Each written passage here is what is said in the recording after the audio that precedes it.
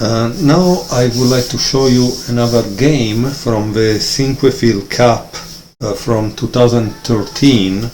This game was played between Aronian Levon against Carlsen Magnus. It was the second round. Aronian was white and he opens with d4. Notice these are the same pieces that were used in that tournament. They are called Imperial chess set, but it's the chess pieces that were used in that tournament and also in the Sinquefield Cup of 2014. So for the 2 years they use that. So d4, f5. Already something to talk about. The Dutch is not a common guest in the top level chess, but two other players in this tournament are known to use it. As we can see, it was Kamsky that used it against Aronian, and also Nakamura used the Dutch. Knight f3, knight f6, c4, g6. So this is the Leningrad Dutch, okay?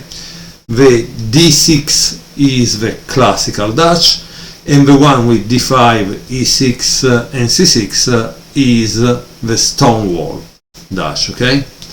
So here we have g6 instead, and it's a kind of dynamic as opening, so it's kind of good to know and to use. On my YouTube channel you have an entire series of games, 30 games about model games that one can learn the Leningrad Dutch. Knight c3. Here I must tell you that it's more common this setup as pawn structure against the Leningrad Dutch, okay? But clearly Aronian has a plan. If he plays something, it's because he has a plan, right? Bishop g7 and bishop f4. This move has been played by Melkumian, an Armenian that lives in Berlin, like Aronian. It's possible that Aronian got the idea from him, okay? And now black continue with d6. Why continue with d6? Because the idea generally is to try to push on e5. However, d6 has a good thing. It takes away the e5 square from white, right? e3 and knight c6. The Leningrad Dutch has many different pawn formations. This is one of them, okay? And now we have bishop e2. Notice d5, black can play e5, okay? And it's a kind of interesting situation. So if you are interested in the classical Dutch, sorry, not in the classical Dutch, in the Leningrad Dutch, you should explore that line, okay? So let's see, Bishop e2 was played in the game, castle and castle.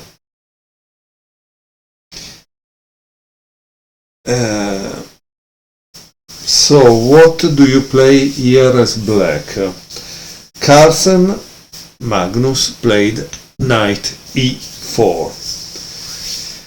Why this move? Because in the Leningrad Dutch you want to try to push e5 and this allows it, okay? Because at that point you are practically controlling e5.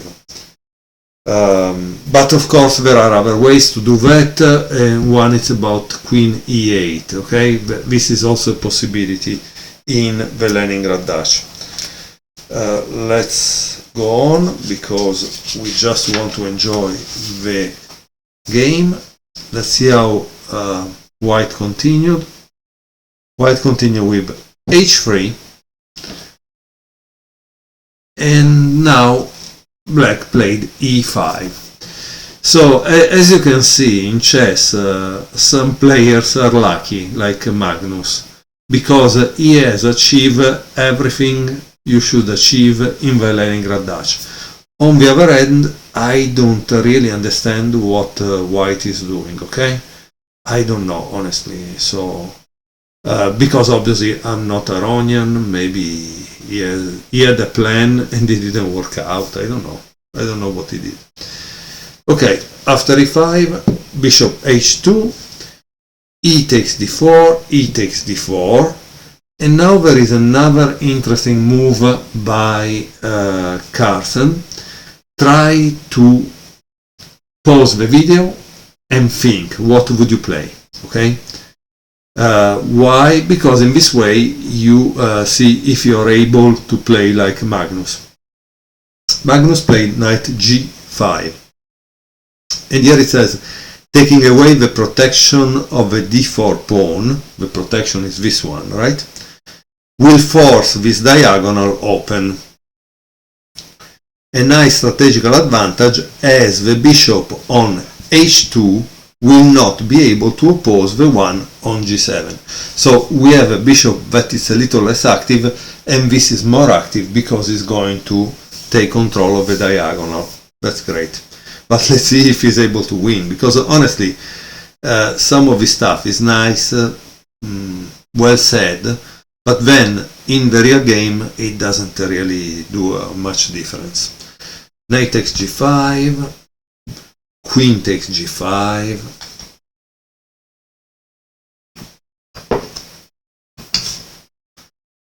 and f4. And this is a very interesting move, in my opinion, because if you think of it, if you think for a second, this bishop has become a pawn, which means that someone strong as Aronian has already thought of a maneuver that maybe is like this and this to bring this piece back to life. Otherwise it's dead.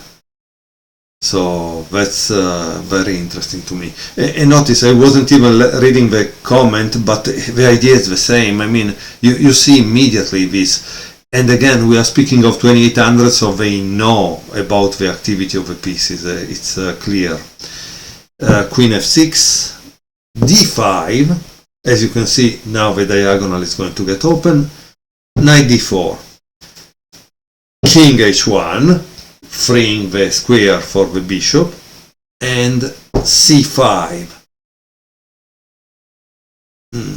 Very, very interesting, this move.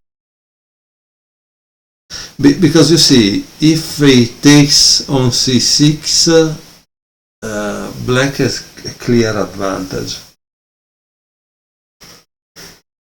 But obviously it doesn't take on c6. So what does it do? Let's see. So after c5 he plays bishop d3. Wow. Bishop d7. Bishop g1, attacking the knight d4. Rook a, e8, taking control of the file.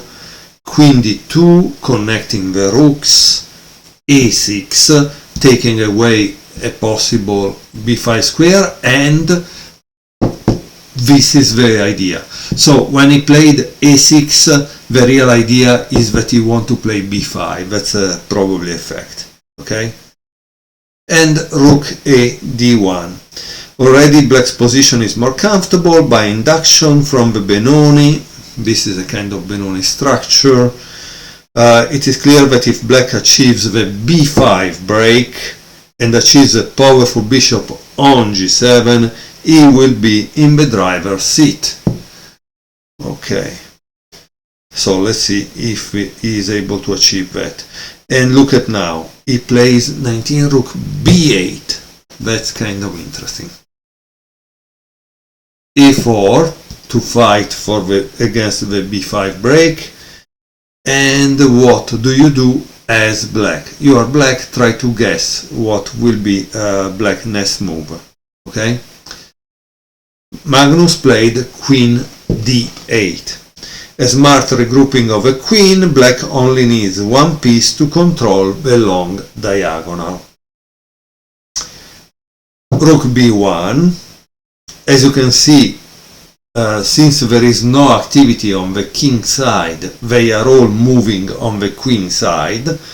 Again, you also see why chess is a strategical game. You need time to create a strategic plan and to bring all the pieces on the side where you want your plan to be. He continues with queen a5, queen d1, and queen b4. Beautiful move, right? Because he had prevented this from going forward. Bishop f2, rook b e8 again, bishop e1, and now there is queen b3. The queen finishes her long journey to b3, and with it she exerts so much power that white has no choice but to trade her off. The problem is that this is a bad trade for white, as the queen is his best defender. Without the queen, white is both planless and in a difficult situation. Black will slowly set up b5, and when that break happens, black pieces will crash through. Let's see if it's true. Queen takes b3, knight takes b3, and now there is obviously bishop c2. Aronian was down to less than 10 minutes. At this point, he started pacing a lot around this point, while Carlsen stayed at his board constantly thinking. So now you need to decide where this knight goes. It seems that the best move for black is knight a5. Why? Because you need to defend this. Instead, if you go to d4, you are not creating pressure, right? So white plays this incredible move that is bishop d3, and you say, wow, but it's not protected, right? Because in fact black plays rook e3, and then white continue with rook d1.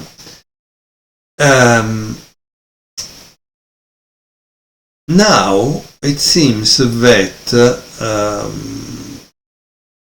probably the right move was a sacrifice on d3 and taking c4, because then there was a real big pressure, as you can see, between the bishops. It would have been great, but probably Carlsen didn't see enough to justify that sacrifice, and so he played rook b8. Okay. So let's see how it continued. Bishop f2, rook e8. As you can see, black is continuously shuffling the rooks. What does this mean? This is a typical feature of modern chess. In modern chess, most of these players have learned to play against computers, have studied computer play very, very much. And they notice that the computers are, one, very defensive, in the sense that they continue to defend each other pieces, and two, they are able to continuously move the pieces without doing nothing and waiting, because the idea is that the enemy will do a mistake if you wait long enough. And that's what computers do, because computers, the engines, they always do this. And so I believe this is what happening in this game, that Carlsen is just playing like an engine. Unfortunately, again, probably he should have sacrificed the rook on d3 before and take on c4, and then probably something else would have fall down. But obviously he didn't do it, because if you don't see well enough to justify your sacrifice, maybe you shouldn't do it, right? So how does Aronian continue here? With rook a1. Aronian is an excellent player, and sometimes it is most important to shine when you are in difficult positions. This important move allows the rook to diminish the effects of a possible b5. So it's still fighting against the b5 break. Why? Because the a file, which is this one, will be open in white's favor. Okay? Bishop d4 and king g1. Aronian took the opportunity where he felt black advantage had slipped, and the fact that Carlsen had dropped significantly in the clock to offer a draw in this position. So bishop e3, bishop takes e3, rook takes e3, rook a d1, rook b e8, king f2. As you can see, there was a reason behind the king g1. Why? Because this is becoming an endgame, and in the endgame the king must become active. Knight b3, rook f e1. Obviously, once you trade all the rooks, I don't think white has something to worry about. Rook takes e1, rook takes e1, rook takes e1, and king takes e1. Then knight d4, king d2, king f7, bishop e2, king f6, and bishop d1. And now e5, and then the game is a draw. I don't know which of the two asked for the draw, but they decided it was a draw. Thank you for watching. This was the game between Aronian and Carlsen from the 4th Sinquefield Cup in 2013. Thank you for watching again.